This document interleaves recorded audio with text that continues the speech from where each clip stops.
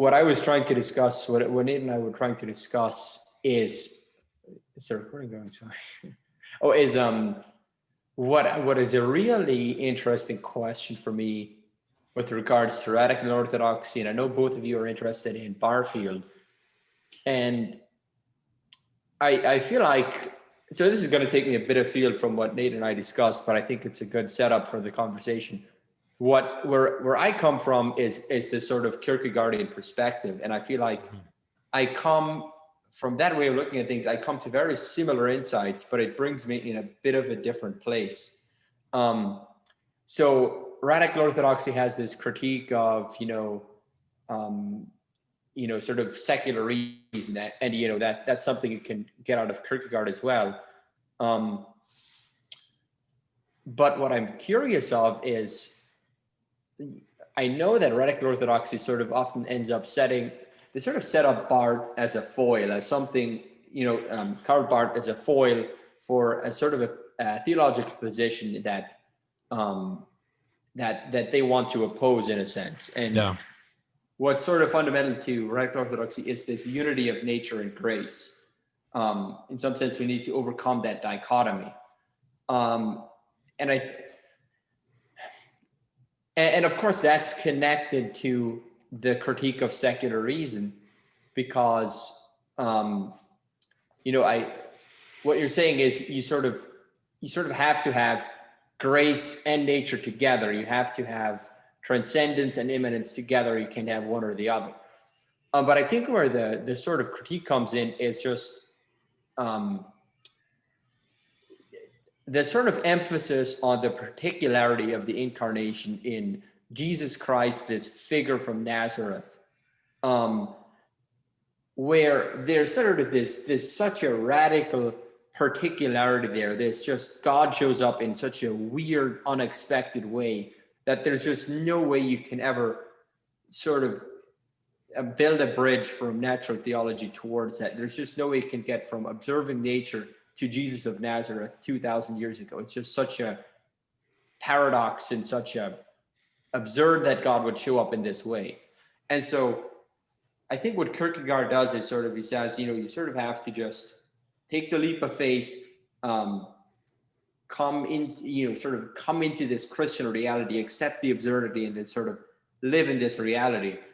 But then as you sort of live within this reality, there is sort of this unity of nature and grace, but it sort of begins with this sort of radical acceptance of faith.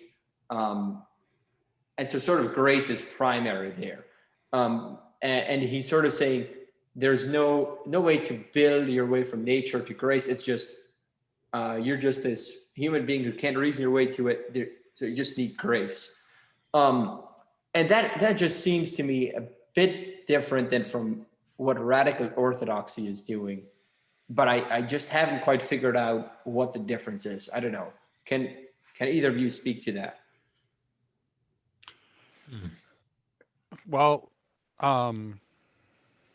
you have to be able to perceive grace in order to accept it. How so? What do you mean? If you have, okay, so if I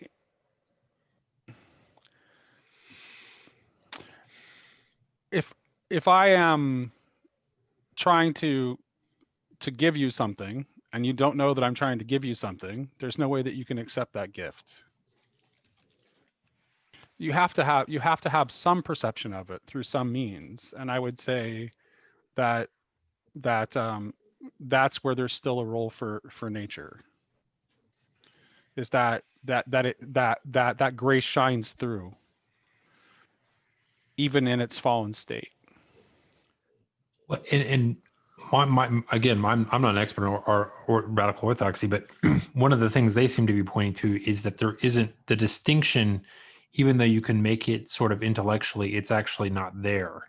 It to me, and maybe that's me coming from Barfield, but that there is actually a sort of unity between grace and nature, right? That's always present. So that and the criticism of Barth specifically is that Barth he kind of saw nature potentially, or natural theology, as kind of lowering God in some way, like diminishing him somehow. And so he wanted to have this sort of divide between grace and revelation and nature. But Whereas, sorry to interrupt, but I go ahead. think where I don't know too much about Barth, but I can sort of infer from, I think I can guess what his sort of position would be.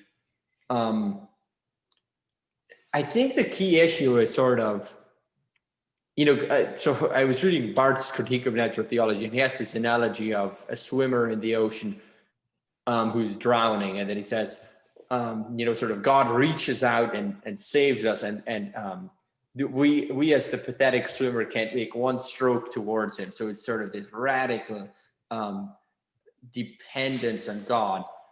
But I would say that once there is sort of this unity between grace and nature, then he would sort of say it's only from the perspective of faith that the unity, that grace and nature are bridged.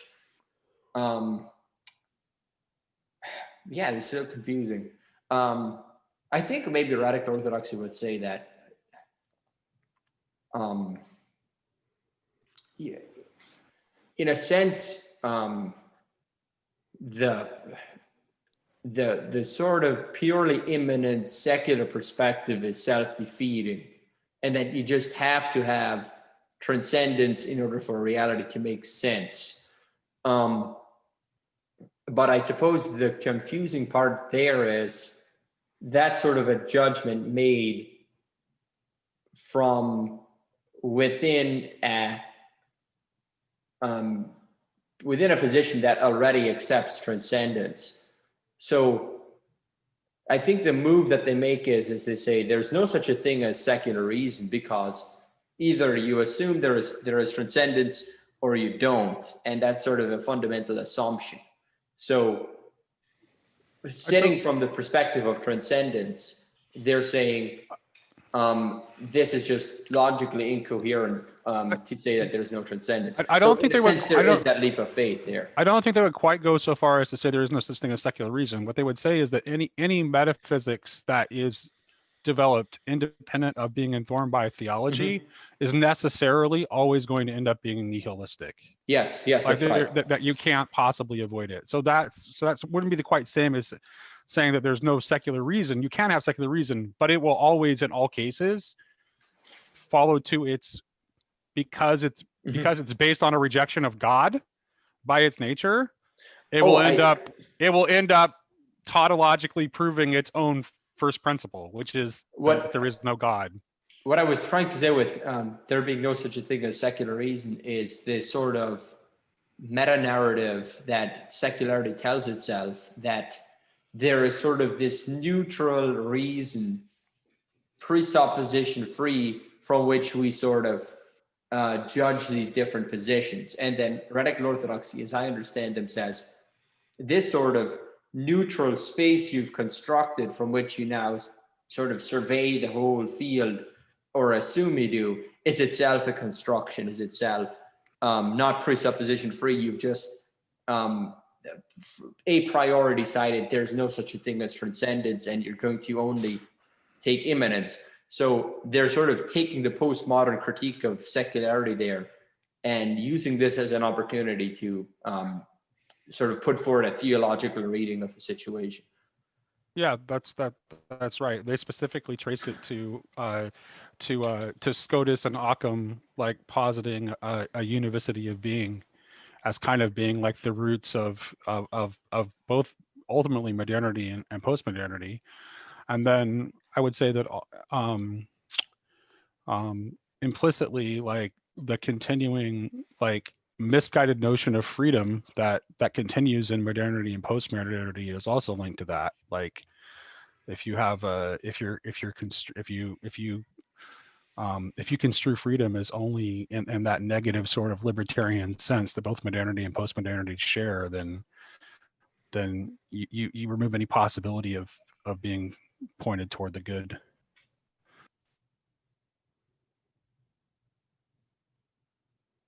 because you're necessarily just you're necessarily removed from any telos in that way. Whoops. You're on mute, Julian.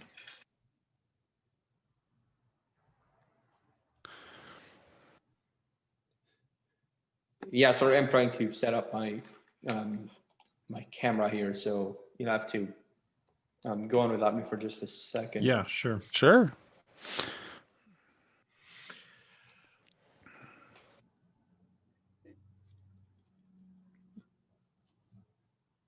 Yeah, I mean, for me, the radical orthodoxy stuff seems to me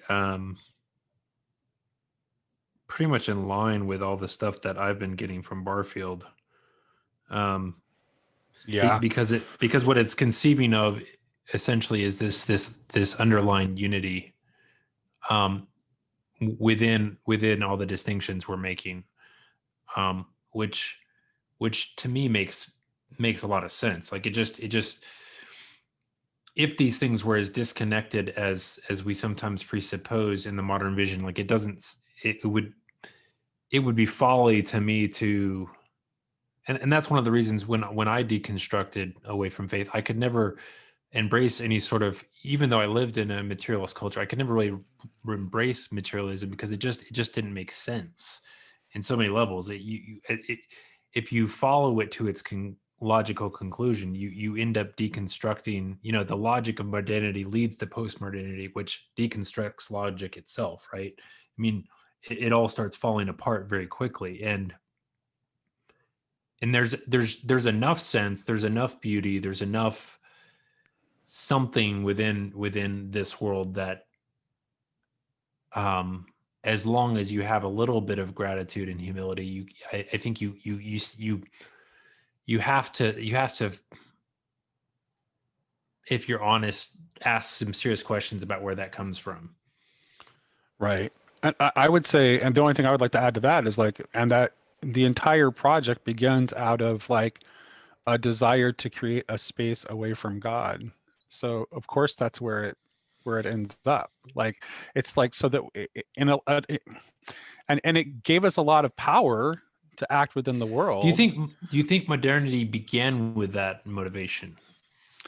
I think it began with a motivation to no, I don't think that it did not begin without a motivation. I think it was it was definitely an accident. I don't think that you can.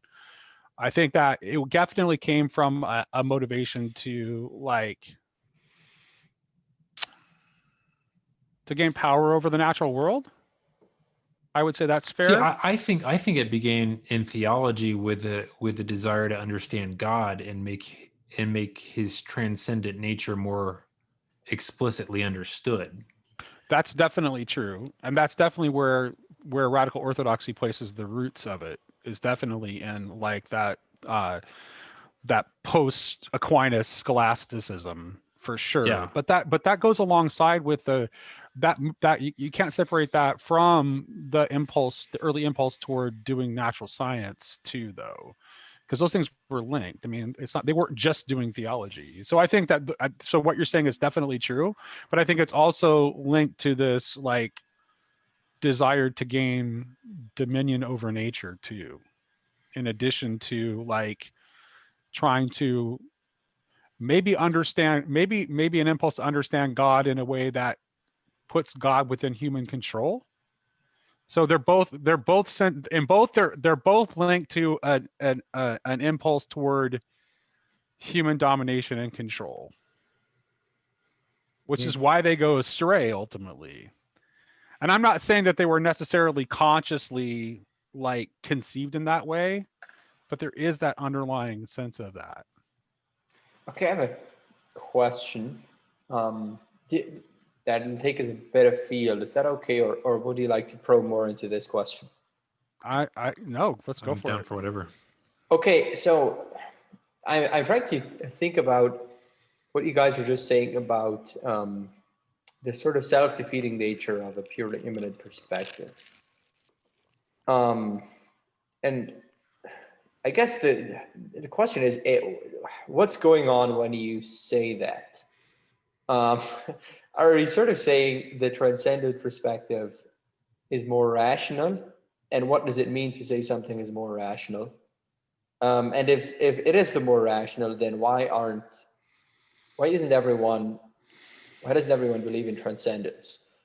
I would actually say Do you get what I'm saying?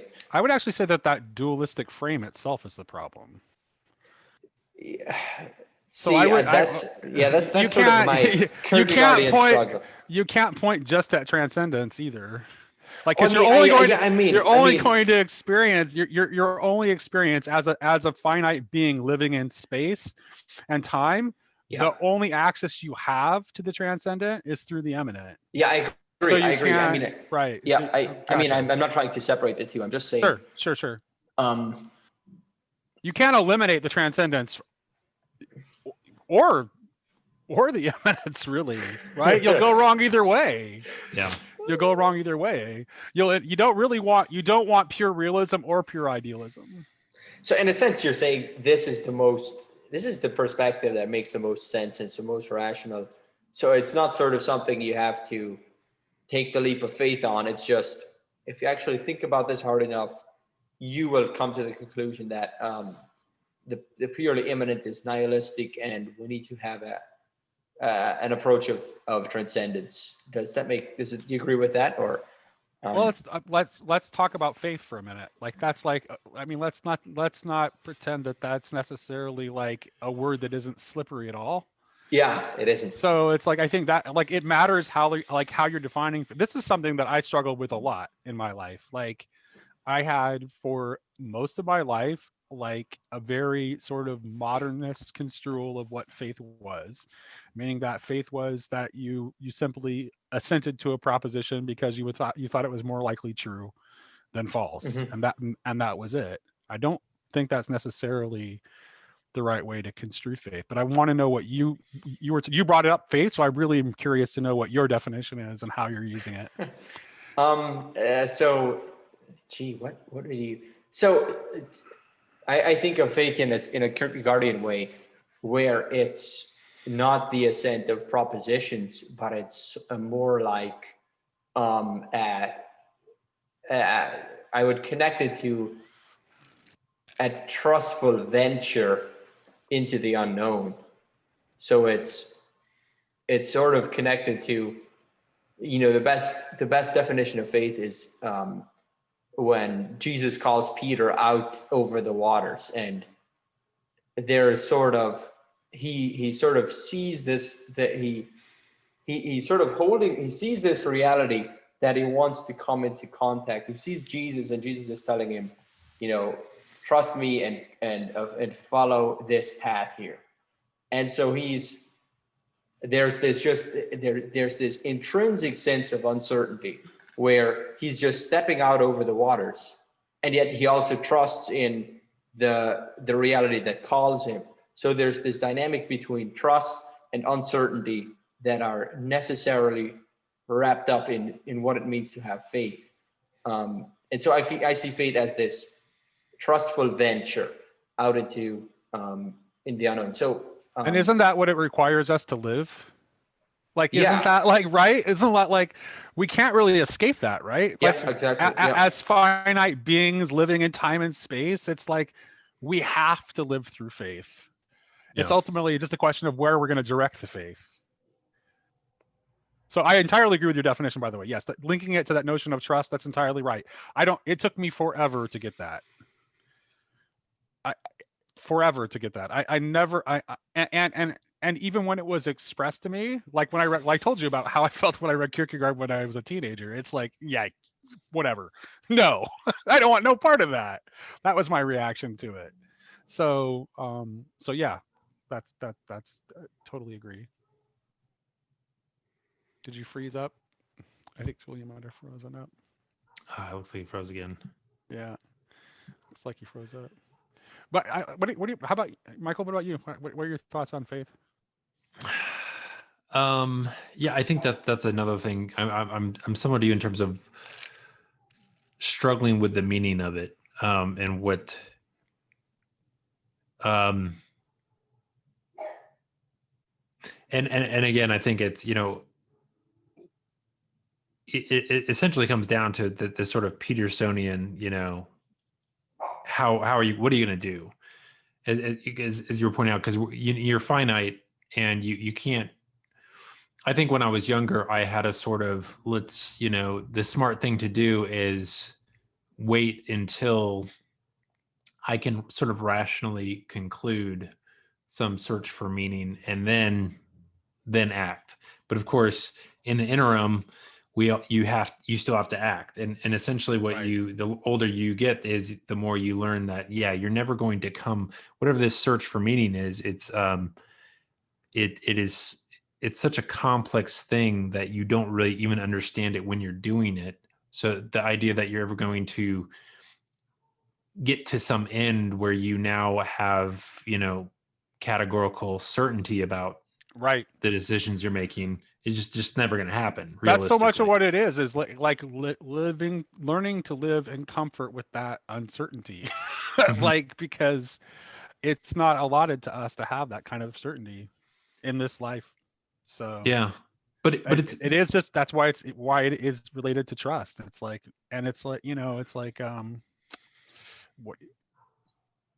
what do you want to trust? yeah. What do Yeah. you want to Well, trust? and I think, there's a verse where it says something like, he who would come to God must believe that he is, and that he's a rewarder of him who diligently seeks him. And I think there's something in that, however you conceptualize God, whether you conceptualize it as, a personal consciousness that you can have a relationship, or if you just conceptualize it as the kind of total structure of the universe and everything in it, either way, what you're really saying there, I think, is the question is, what is the fundamental nature of the reality you're in? Is it good or is it bad? Because Right.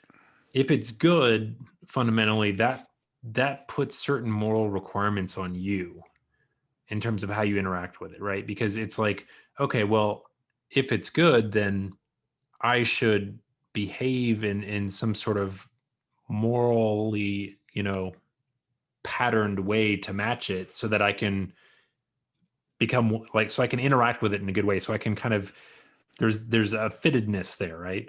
But if reality is evil, then it would make more rational sense for me to be evil, so that I can kind of, because it's sort of, arbitrary and willful, and it's So just the survival of the fittest, right. So right? ultimately, that's what the trust decision you're making is. Like, you're deciding, okay, does this ultimately reduce to nothing, or does it have a purpose and a creator? Yeah. I mean, that's ultimately the question you're answering. So it's like, that's yeah. And for I me, think like, yeah, I Julian was think saying he's trying to back in, but he's it probably. says that he was trying to join, but it says he was previously removed from host, so he's trying to Oh get back in. no. I'm gonna alert you. So What does that mean? if you want to just like pause for a second and see if you can get him back in. Let me see what I can do. Yeah. I'll pause here for a second.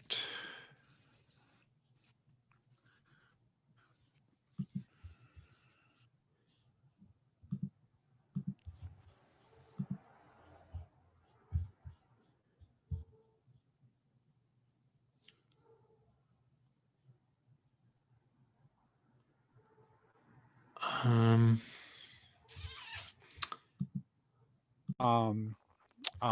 And I think it's just a matter of points of emphasis. I don't. I think it's a pretty radical disagreement. Let's see. oh, really? I Between would love to hear your perspective then, Julian. Let me see where you think. You tell me where they think they disagree, and then maybe I can tell you where I think that may not be I, necessarily a disagreement. I just think it comes back to the issue I was trying to articulate with regards to faith and particularity. Do you sort of get what I'm driving at there? Yeah, it's Well, I don't see. Here's where I don't think this is actually related to what I was saying to Michael. It's like I sense in Jensen what he's doing is like he wants to emphasize this particularity because he does not want this particularity to be denied, because it's only from the particular that you can ever get to the universal. I think radical orthodoxy is very much aligned with that view. And there's not necessarily a contradiction there. If he means this particularity and only this particularity, radical orthodoxy would disagree with him, and I would have to disagree with him too, if that's ultimately where he stops. I don't get the sense that's where he stops. I think he's emphasizing this because he wants to bring that particularity to the forefront, because that particularity is the core of the Christian story, and that story and that narrative is where we get our power. So he doesn't want to give that away, but I don't think he's necessarily saying this is it and that's all that it is. Well, to put the matter bluntly, Jensen would like to talk about Jesus Christ in the Trinity, and Radical Orthodoxy would want to talk about transcendence. I think that's the fundamental difference there. No, I think definitely Radical Orthodoxy is not wanting to just talk about transcendence. Radical Orthodoxy is wanting to get past that sort of that immanentist transcendent duality, as is Barfield, which is I think Barfield links to them too. I don't think Jensen is at all misaligned with that and what he's trying to do. So yeah, I just don't see that. And I'll give you an example. It's like, if you were to have Jensen talk about, instead of, so I think it's part of like where he's looking at it from, because he's very focused in that, like, he kind of like, his starting point is sort of the nativity, right? I'm wondering if you were to, like, what would Jensen, particularly given his emphasis on the importance of liturgical and the sacramental, and that how the word lost its story piece, what if you were to analyze, like, the words of consecration from Jesus at the Last Supper? This is my body. Like, is he going to take that as seriously, and, in its particularity, as, and what does that mean, and how does that represent that particularity entering into the universal? Yeah, I don't know enough Jensen to. I mean, well, I think part of what you're pointing to there, Nate, is that there's, anytime you try to isolate either the particular or the universal, you come up with nonsense. Correct. That's correct. And yet we still we somehow we see the universal through the particular. So Jensen is right to emphasize that, because it is only through the person of Jesus Christ that we see the Son of God.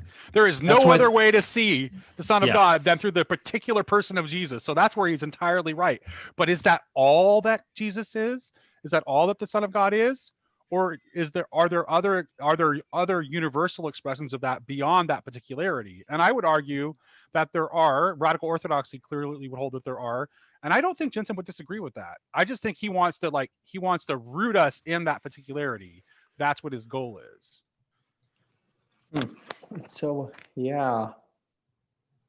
See, like Jensen, the reason we bring him up is he's another student of Barth. So he does, insofar as he continues along. I mean, I've heard Jensen say that his sort of Trinitarian, his view on God is sort of a continuation of Barth's theology, which has this very Christological emphasis and notorious for rejecting natural theology. Yeah, I just wonder what the relationship between nature and grace, how that cashes out in Jensen's perspective versus something you'd read in Milbank or Catherine Pinkstock. See, I don't think the difference I'd have to read is before Jensen. I don't think the difference is that Jensen or Barth sort of say, you can just have the transcendent and, just grace and not nature, because they have such a strong emphasis on Jesus as the incarnate Son of God, that of course you have to say that the two are united in the figure of Jesus. but it just seems like there's a different starting point. That's what I keep coming back to, and sort of Definitely different keep starting poking point. around at this particular point. It just, keeps us distracted. What if I were to, and I don't know where I'm getting this. What if I were just to suggest to you that for a moment that the difference between nature and grace is a matter of human perspective? I agree. Like, okay. I think Okay. yeah, I do agree. It's just I think the difference is just the starting point. Where when the story I told about Bart's swimmer in the ocean, he's sort of flailing about, he can't reach transcendence, so transcendence has to reach down and grab him. In that moment, there's this unity of transcendence and immanence, but there is no unity of transcendence and immanence before there was this connection. So I think they would want to emphasize the role of faith or a transformation and so on. I don't know. Does that No, make I don't sense? think so, because Pickstock actually in after writing, she goes on to great deal about how like we are moving toward the altar of God. She's talking about like through the symbolism of the Roman Rite, right? She's talking about how we're moving toward the altar of God, but that's the distance that we can never possibly that we can never possibly reach on our own. And the only way that we are able to reach that is by God's participation coming down to meet us in that journey. So I think there is a harmony there. Yeah, if we ever do have the conversation. In fact, it's basically what I would say that is the model of that is the model of living and the model of salvation that Radical Orthodoxy is presenting, is that participatory model. It's like you cannot do it by your own action. That is true, but neither can you just be entirely passive. Right? So you kind of have to that participatory like middle voice space. That's where you need to operate in order for your salvation to be accomplished. Or no, you can't do it on your own. You have to accept that you have to accept the gift of God's grace in order to do it. But you're still involved in that process. You're participating in that process. Yeah. It's the sort of incarnational unity there. Yes. But yeah, if we ever do have the conversation with what is the Radical Orthodoxy guy's name? Milbank. With who? Milbank. Oh, Michael. Oh, Diffusia? Yeah, I was thinking of him. Yeah, and Milbank, but I don't. Yeah, Milbank is too intimidating to talk to. He just knows too many things. But yeah, I really look forward to bringing up this issue of what the disagreement is between Radical Orthodoxy and that whole Barthian, Jensen, Kierkegaard school of thought. I'm really curious to dive into that. But we should open up some other avenues for discussion.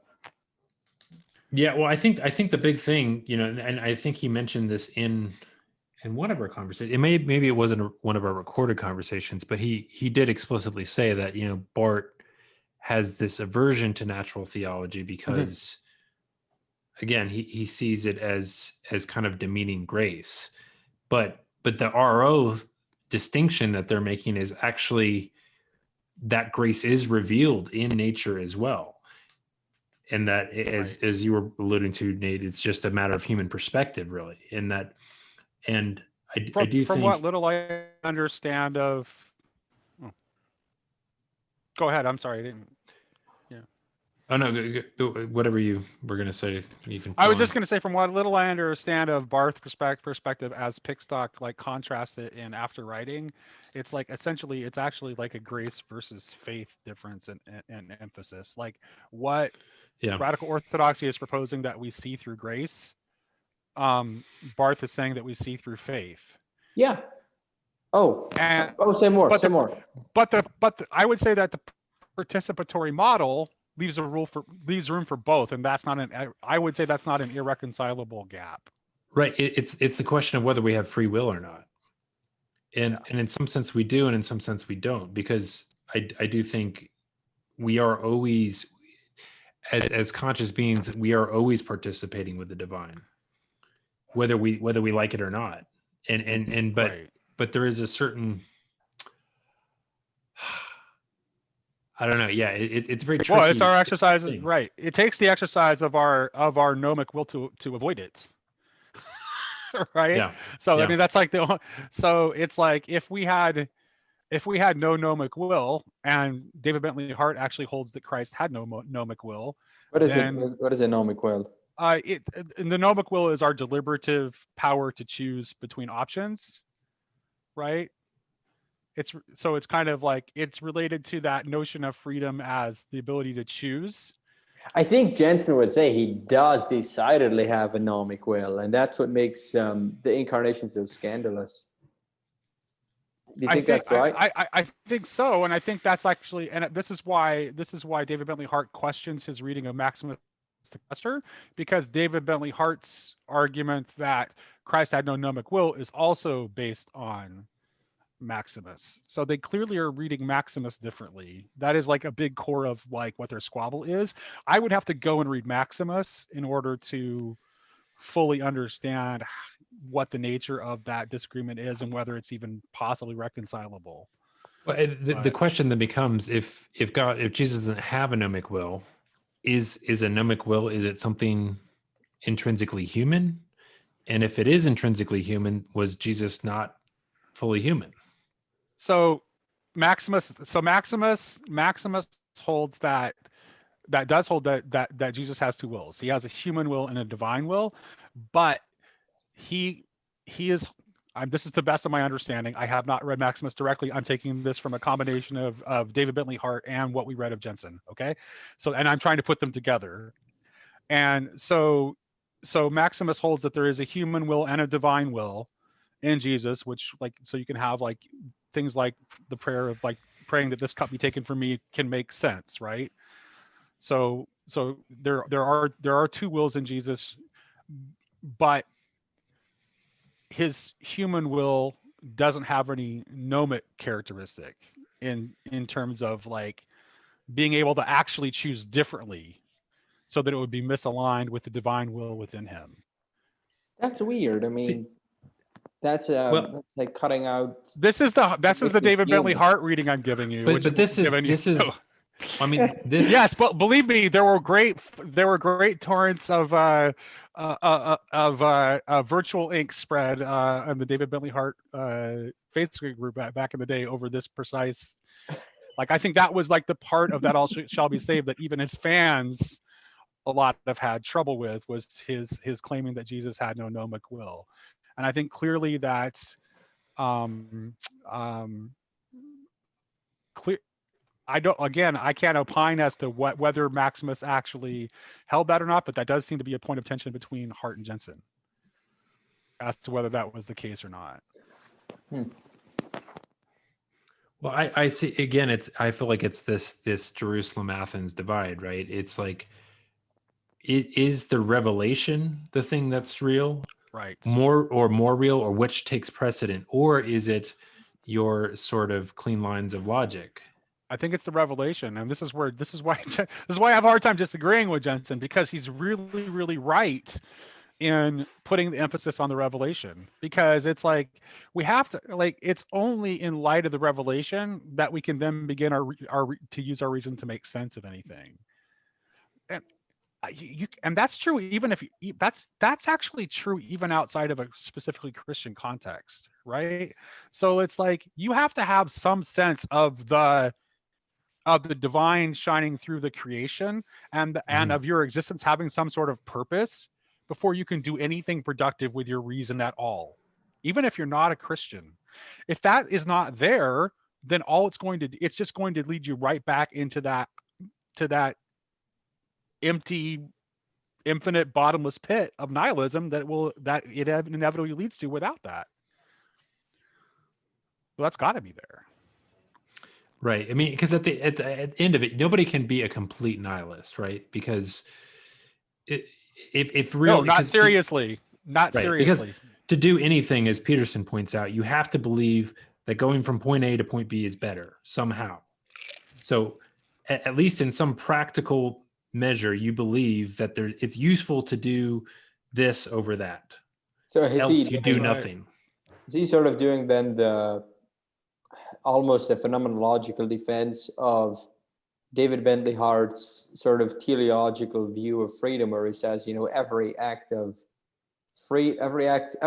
a decision is a movement towards the good in some sense. So there's no sort of, I think Nate was talking about, there's no nihilistic, just in a vacuum choice. It's always oriented towards some good.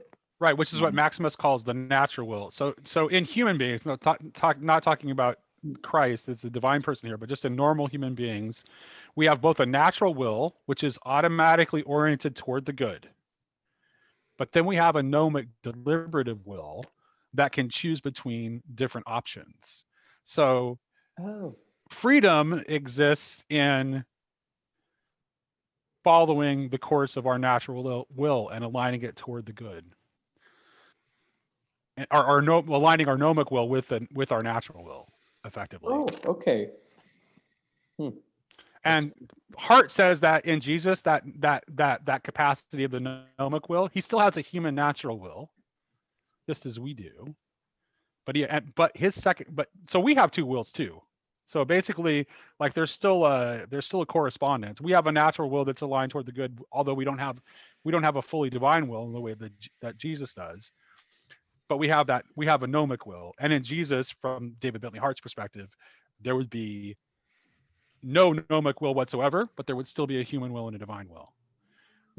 And he denies it to Jesus specifically because he also denies it to God himself.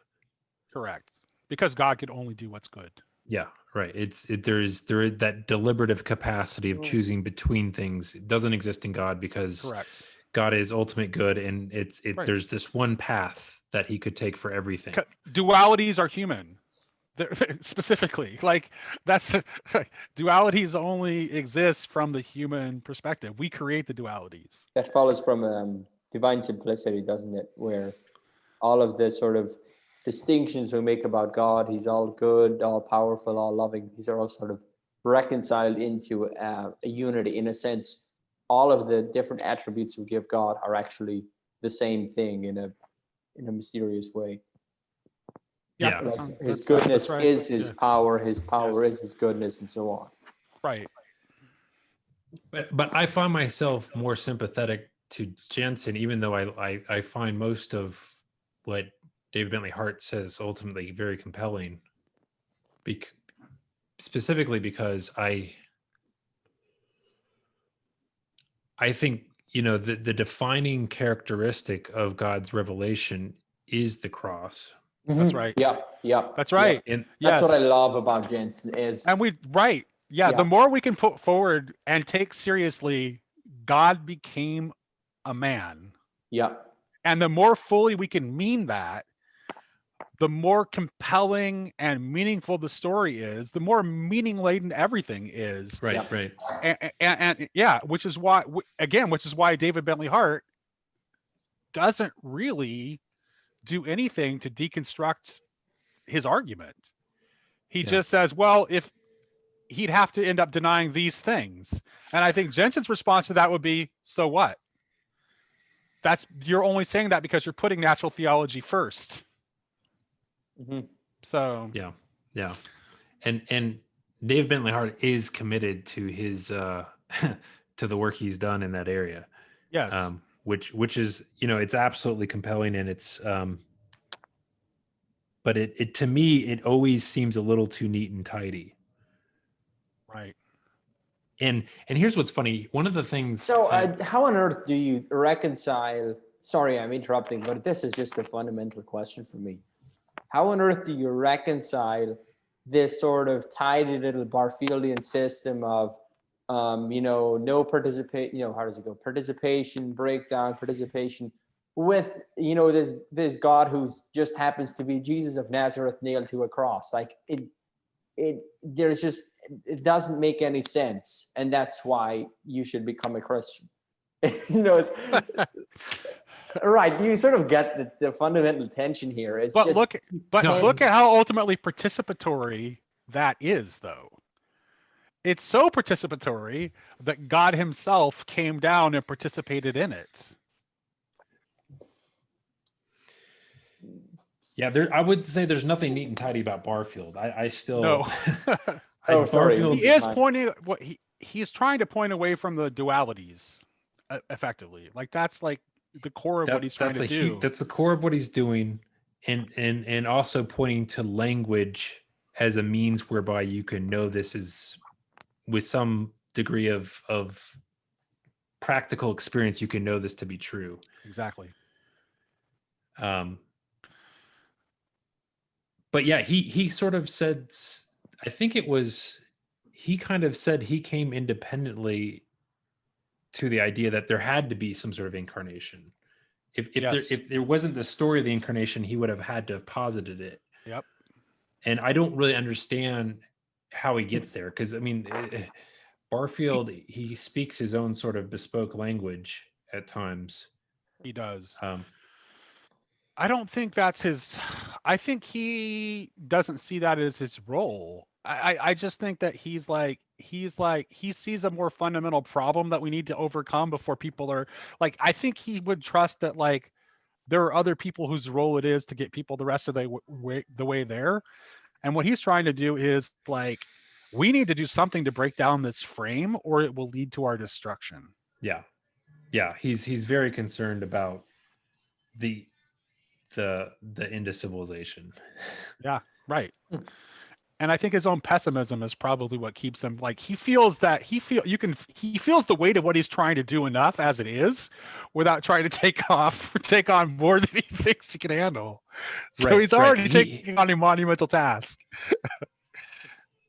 Yeah, he's trying to do something incredibly ambitious, but then he tries to not get outside that lane. But what he does is so ambitious that like it's like you could spend your whole life trying to do it and you couldn't. Nobody could. But I think he's hinting toward the direction that radical orthodoxy takes, though, because I think essentially what he's saying about poetic language and metaphor is pointing toward the doxological nature of language that Catherine Pickstock is going to write about. I don't think if you have like, I think Barfield is kind of like generally pointing in that same direction toward like, this is what language is for.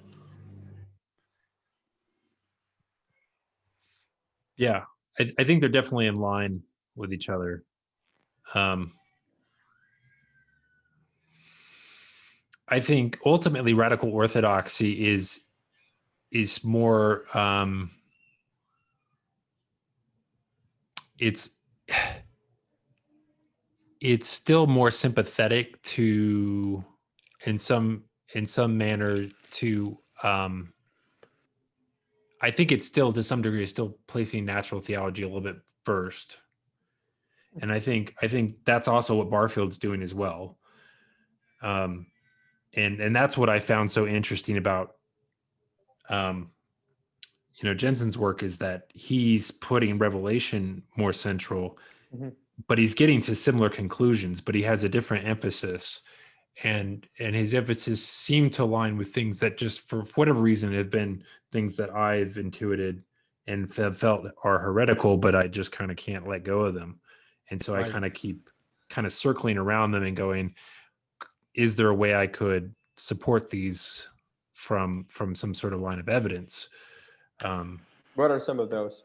Like, well, one of them would be just like, this whole thing that in the Hart article that he's criticizing Jensen for is the impassibility of God, which I think I can't get beyond the idea that the cross is intended to indicate something so contrary to that.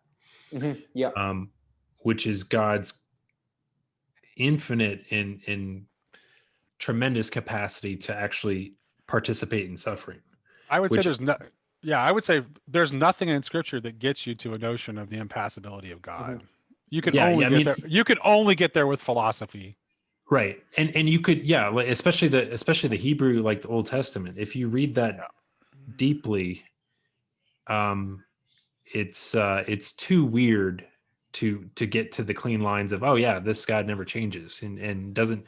It's yeah, it's just such a strange thing. Like, I mean, so I'm really like, one of the things I really want to do next maybe is read some of Jensen's biblical commentary, Yeah, because I know he takes on both Ezekiel and the Song of Songs, which even from the Jewish traditions, Oh, right. they both see those two books as like, they're almost like dangerous books, because right. the wisdom Yeah. in them is so holy that if you're not careful with it, it'll like make you go crazy or something, Right. or like, Right.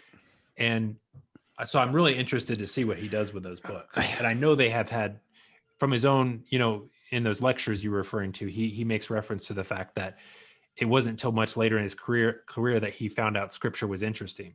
Yeah. Because which Yes. is like the systematic theologians, like, because if you have that systematic mindset, like the scriptures are bedeviling, and he talks about, like, he's like, Yeah. oh yeah, they told me that all of the the gospels was there to be found in Galatians and Romans.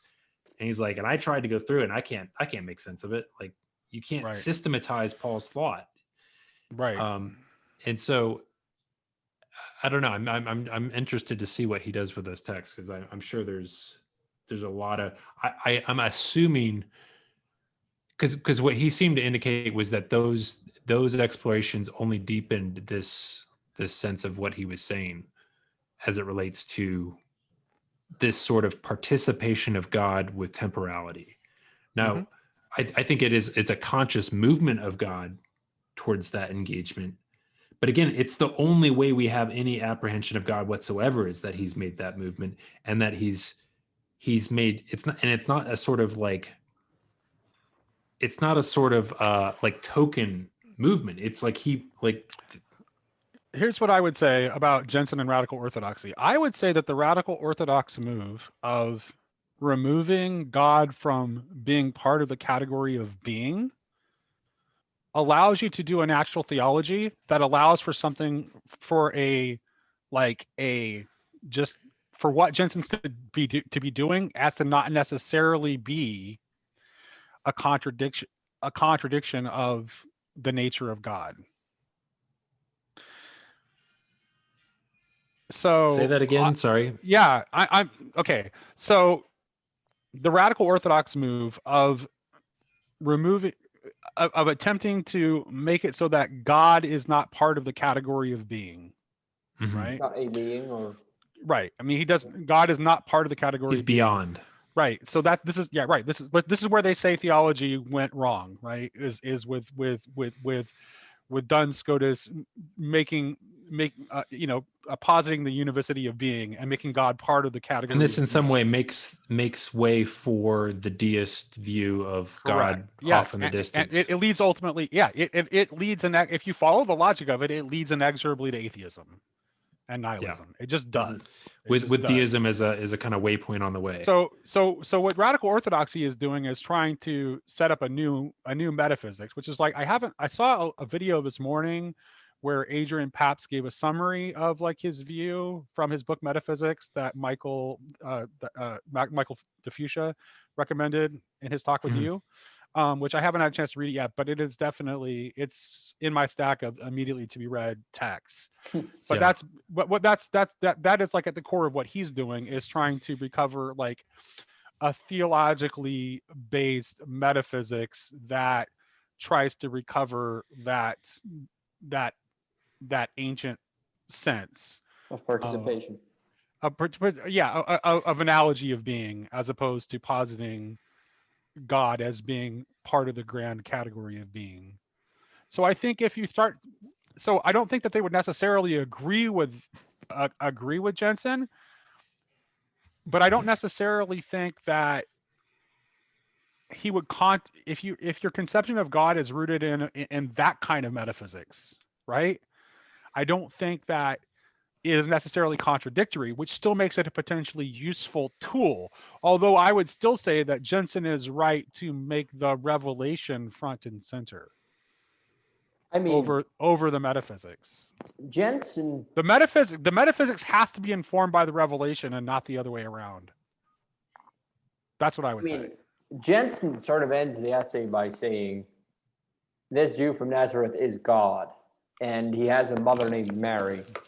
And it seemed like from the exchange he had with David Bentley Hart, that in a sense, David Bentley Hart would disagree with that, though I don't know. I mean, you obviously can't get away from saying Jesus is in some sense God, but there's just something about the way Jensen formulates that Yeah, specifically his proposition. difference, right? He still wants to hold to some notion of the pre-incarnate logos, the logos of Sarkos. That's where David Bentley Hart is disagreeing with him, and Jensen is saying, no, like the Son of God is Jesus. He and period. And it's again, it comes to do with Jensen just has this, but Jensen has a very different conception of time. And once you're conceiving of a metaphysics that removes God from the category of being, it's okay to have that sort of like unorthodox view of how time works that Jensen posits. So there's, like I said, it's like, it's not necessarily contradictory. I mean, I think correct me if this is wrong, but I think what the move Jensen makes with time is he basically says, okay, so this question of participation is key here. But he says the beginning of time is the incarnation, in a sense, so that the sort of, he just sort of takes the sort of, in the beginning was the Logos and the Logos became flesh. Right. So he takes this sort of, God becomes flesh, and this is sort of the creation of the world, and then it sort of spirals out from there. It necessarily follows from the Trinity, I would say. And then he says, if God is triune, then the incarnation is always has to be at the beginning. There can't be a time before the incarnation if God is triune. Otherwise, you're having to posit that somehow like the other parts of the Trinity are generated by something else.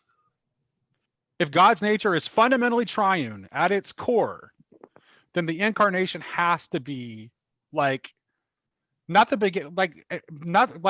necessarily beginning in the sense of not necessarily beginning in the sense of like, I think this problem is that like we want to, anytime we say beginning, we always want to think of it in terms of our perception of time as a linear succession of events, but that's entirely the wrong way to think about it. Which is why I linked that little bit and I don't even remember now from that essay on Heidegger, where Heidegger was talking about like defining arche, like not necessarily in terms like in the terms that we necessarily, where it's usually translated as origin, but he talks about that like somehow it's necessarily like he kind of essentially, I think what he's implying is that arche and telos, or not telos, but arche and eschaton are kind of linked, like that the beginning that and the the origin end are that's right, exactly, that, right, which is kind of like what Revelation says, right? Well, have you guys are you guys familiar with the work of Father John Bear? no, just seen a few of his lectures. Okay, so yeah, he does the same thing too, where he's kind of coming to the conclusion that the whole idea of the pre-incarnate Christ doesn't really make sense, that there is a sense in which the incarnation is timeless. Yeah. And to talk about like before that is in some sense, yeah, and I don't get it either with him, but he's doing it specifically working. He just did a book on John's Gospel. He calls it the Paschal Gospel, and he's got a really short book that's really great that works through some of the church fathers' thought. It's called Becoming Human. And it's a really short book, and I really recommend it. But he's also got a lot of lectures where he goes through this, and he's making the case in some sense that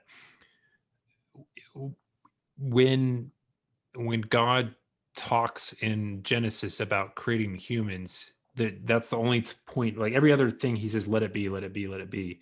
But then with human creation, he says, "Let us make," Right. and that this becomes sort of the project of God, and that's tied up in this incarnation thing, and that when Jesus, when he on the cross and he says it's finished, in some sense, there's all these.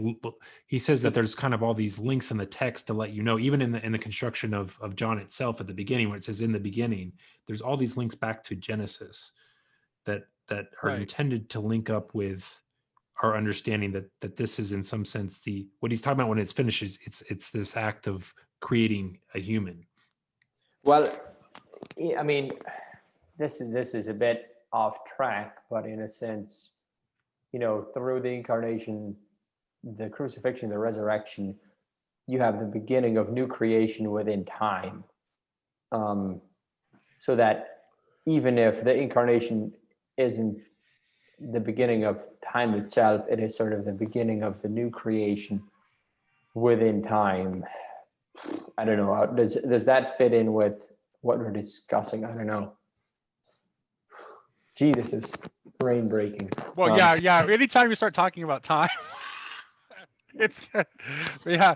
I know. It's like I was just a couple things. I was like, You live between the ages, type of thing, right? What was that?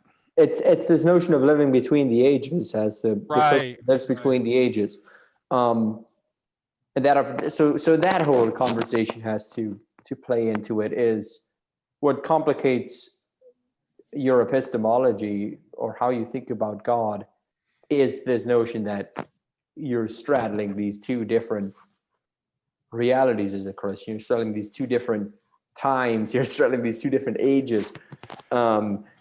These two different realities. But there's nothing more fundamentally Christian than that bizarre sense of already but not yet. That's like like everything in the Christian frame is in that, and so doesn't that give you a sort of inherent duality, where I often think of Christianity not as the unity of tensions, but as the lived navigation of tensions. So you always have to have these two tensions, and you're sort of navigating them in a single life.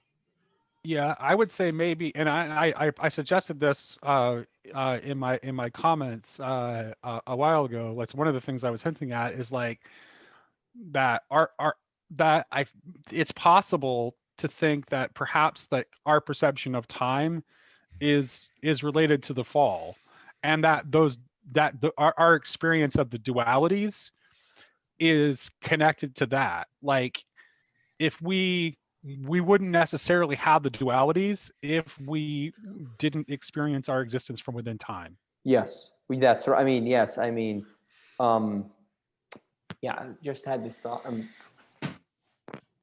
So, I mean, part of what makes Christianity inherently dynamic is the notion that you're trying to be faithful within a particular context. So, what does it mean to be a Christian in Russia, in the United States, in Africa?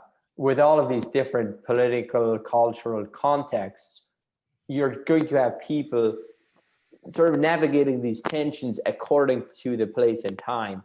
And so if we weren't part of time, if we weren't embedded within a context, if we were sort of disembodied spiritual beings, you would just exist as a pure spirit, as pure being, and there would not be this notion of becoming and dynamism and shifting and so on.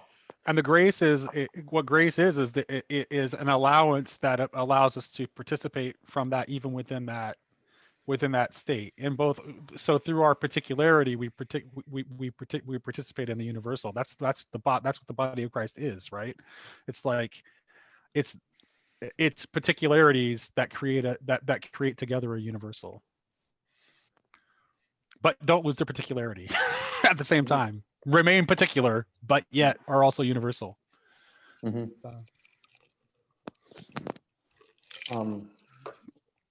What was I going to say? Oh, Michael, do you have anything to throw in? I don't know. Like there's just so much going on in these topics, but I think I think what part of what Jensen, why I think he's so interesting is, again, he's making this movement to say these sort of fanciful ideas about what is beyond time and all those things. He's kind of pointing them as kind of a waste. Maybe they do have some resemblance to the shape of God in this sort of timeless, eternal aspect. But I think he's making the case that it's a sort of fantasy, and it's the fruits of it haven't been good. And I don't know. You can jump in. I think there's definitely, I think there's more of a sense of that in the How the World Lost Its Story piece than there is necessarily in the piece about the Incarnation.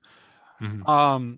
I think there's definitely a sense of that, but I don't know if I think it's I don't know if it's an absolute, I don't know if it goes to the degree of an absolute refusal of it so much as like a desire to change the emphasis.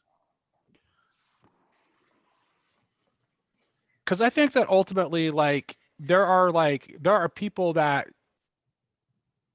are going to need, like, if we can recover a good Christian metaphysics, there are people who are going to need that before they can come to accepting anything from Revelation. There just are. Yeah, that's true. I mean, and I think that, like, there's a rule, there is room there, and like, if you look at medieval Christianity as an example, like, you have lots of rich examples of both these different approaches, like, going on at the same time and complementing one another. Yeah. But So I I think wonder, that's what we need. It's not like we don't need just what Jensen's doing and just what's Radical Orthodoxy is doing. We need both, because those different approaches are going to reach different people. Well, this is the thing, like in reading Barfield, that I've ultimately come to, is that a lot of these people are trying to say very similar things. They're just talking past each other. Yeah. They're starting from different places. They have different emphasis. They settle on a particular set of jargon for their way of trying to say the thing. And so it's kind of lost.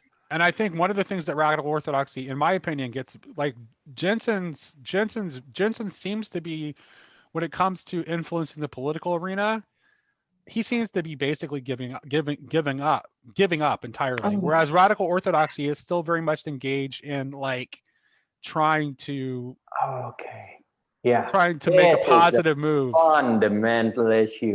Fundamental issue right here, is this notion of natural theology and its connection to the political. When you're saying Christianity is the most rational system, that once you bring in transcendence, connected to your immanence, this just makes the most sense, and the immanent perspective, that's just illogical. That sort of tends to feed into a political project where you're saying this is the most rational, and this needs to inform our political thinking. I remember there was this conversation between Stanley Hauerwas and John Milbank, and they have exactly the same dynamic coming into contact here. Milbank, Hauerwas following this Barthian stream, and he summarizes the disagreement between him and Milbank, where he says, Milbank, he's sort of speaking of politics, and he says, Milbank wants to win, but I just want to survive. Mm-hmm. And I think that is where I come down on, is I'm not comfortable feeding at all into some kind of a Christian political project. And I think that's what really motivates my rejection of natural theology, or my unease at natural theology, is the way it tends to feed into a political project necessarily, I think. If that makes sense. Right. I think that Well, one of the Well, I think it go does ahead. is when it posits, only when it posits this sort of universal rationality, Correct. right? Because again, and that's why I thought, and I think it's easy to fall into, right? You spend all your time on something and it feels like you got it kind of, as polished as it can be. And so you then at that point, at some point you make the move and say, it's done. It's perfect. Everyone should think like this. Yeah, everybody, this is the cutting edge of human thought. And you should align with it or you're wrong. And yeah, I think that's where Jensen really comes against all that. I want to read did you watch that first lecture he put in on the very end of that, the first one that Nate posted? Yep. At the very end of it, he says this thing that I think is so carefully worded and so interesting to me. This was what really blew my mind. He says, modernity posited a universal rationality, supposedly immune to particular events, to be found only by liberating ourselves from particular traditions to which such particular claims as those of Christians or particular narratives as that of the Bible must at best learn to conform themselves. Now modernity is visibly collapsing around us, and disastrous as this is in many ways, one thing we are getting right. There is no such thing as a universal rationality available to everyone, apart from particular events and the traditions which mediate particular events. And then the way is opened for the church to boldly claim what it has only hesitantly claimed in the past. It is the particular story told by Scripture, the story of Christ and his people, that is the universal truth, which other narratives must conform themselves if they are to contain truth. Yep. Thus, the needed liberation is not from time and history and the tradition that carries them, but precisely from the myth of timeless deity and of timelessly and universally present truth. The enlighteners headed in this manner precisely backward. See, that's my fundamental point, is the Christian story does in a sense claim to be universal, but it claims that it's only through faith, through a leap of faith, through some kind of infusion of grace, that you can enter into this story that claims to be universally true. But doesn't radical orthodoxy sort of end up saying, this is sort of objectively viewed from this perfect unity of transcendence and immanence, this is the sort of story that everyone should believe. I think it wants to make a rational argument, but I don't think it's ultimately it's not ultimately depending exclusively on rational argument. And I would say that there is one of the I was just reading actually this morning. I'm almost finished with the first volume of Radical Orthodoxy, the initial collection of essays. You read fast. And one of the I've been frustrated about how slow it is, because because it's not really that long. It's only about a little less than 300 pages.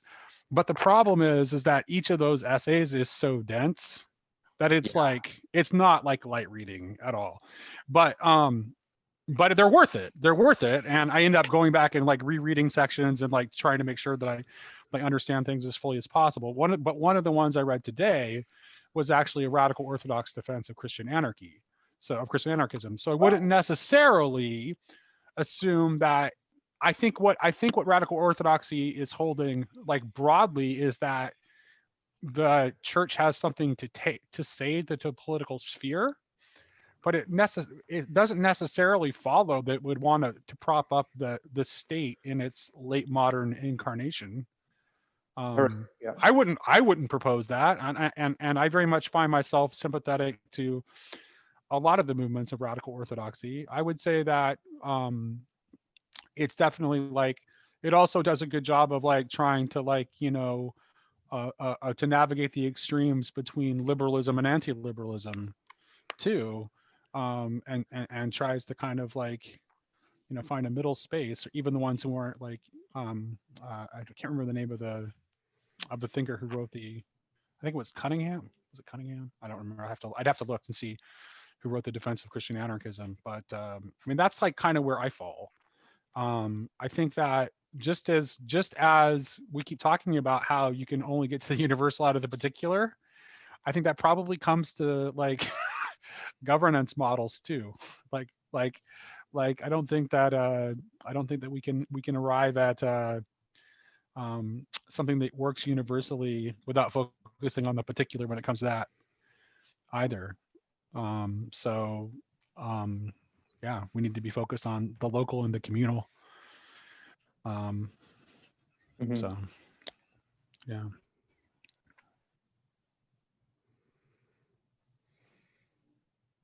Michael, what did you think of what Nate just said, or my summary of what you said?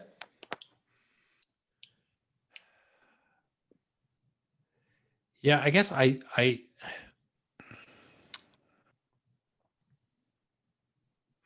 find myself thinking less about the whole political space altogether. And I guess probably that's because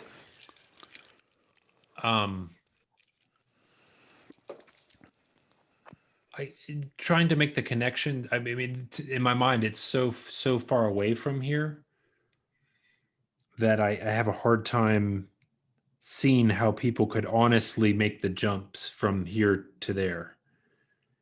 Because that's so away from my thinking. But as soon as you set up as a hierarchy and you call something truth, you know, you can now, I mean, you can get people to try and bow down to it in some way and use that for political power. But to me, what's so interesting about this participatory way of having God disclose himself to you through grace and seeing that grace being present in nature all around you is that, in my own experience, you only have access to this revelatory moment as you are continuing to be humble and grateful. So you have to in some sense stay within this sort of worshipful moment, or you kind of kill the thing in its process. It just goes away. Well, And I would say to make a defense of to make it a Christian defense of the political, at least of the social, right? Again, philosophically, I'm a Christian anarchist, so it's not like I'm not going to defend the state. However, I would say that if we want to relate this back to Jenston, we can't forget that our primary mechanism of experiencing that grace in creation is through other people. Yeah. Through other human beings, right? That relationality between humans is the primary way that we can live out our imitation of that life within the Trinity. So right. We need to and build I think that's strong something bonds.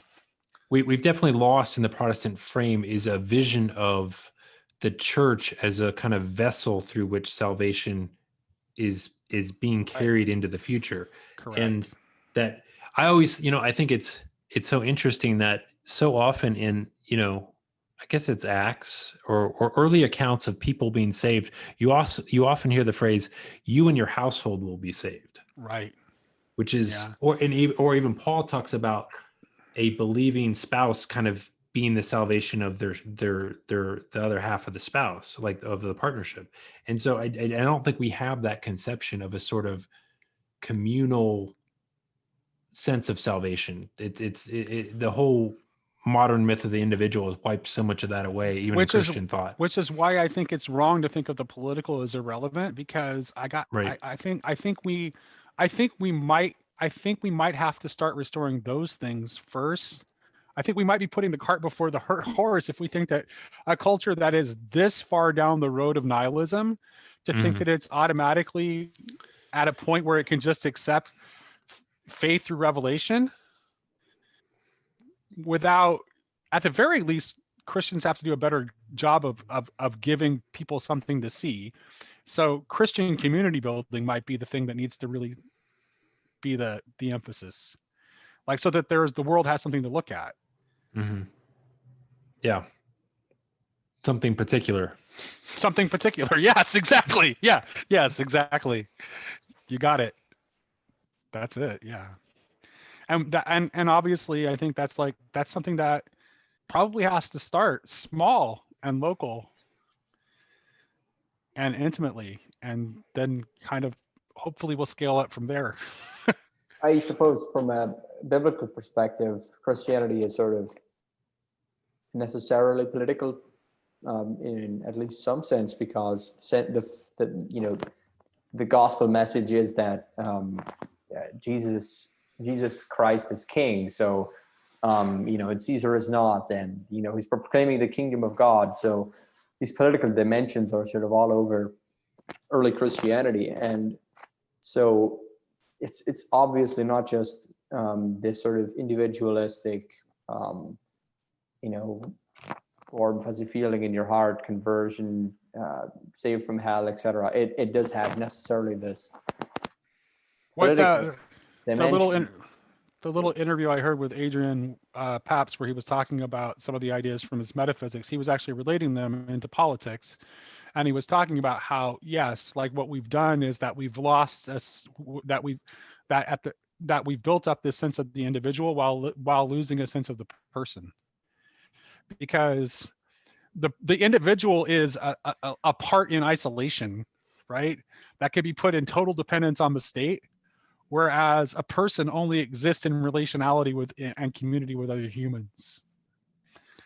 And when I look at like what we're going through right now, how we're just like, my goodness, no wonder so many people are like struggling with mental health, because it's like it's this extreme version of us just like completely like atomizing our population and separating people from one another. And it's like the sort of like soft authoritarianism just keeps creeping.